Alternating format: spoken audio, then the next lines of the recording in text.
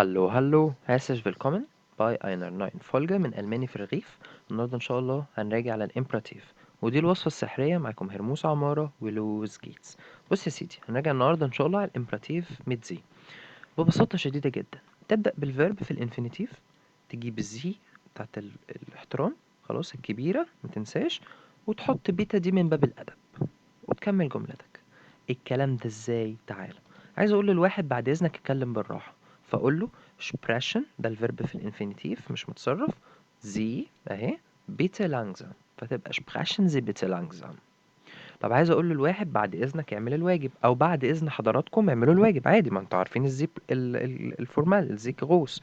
خلاص، حلو. فبيقول لك ايه؟ machen Sie bitte die Hausaufgabe. ايه اللي حصل؟ فيرب انفينيتيف زي وبيتا، وكمل الجملة. عايز مثلا اقول للهير قدامي بعد اذنك اشتهج الكلمة اللي انت لسه قايلها دي، قلت له مثلا فاس بداية كذا ورد عليا وانا عايزة ايه اكتب عندي في الهافت، فاقول له ايه؟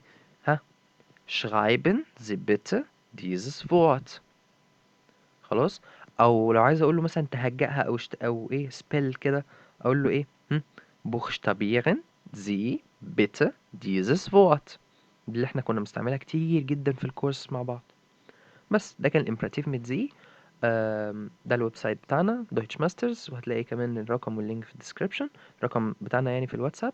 لو عندك اي سؤال من اي نوع باي حاجه تخص الالماني، او لو عايز حد يساعدك في اي حاجه، او مثلا تاخد كورس تحضير الامتحان، او تحسن الاسبريشن بتاعك عموما، please don't hesitate to call us.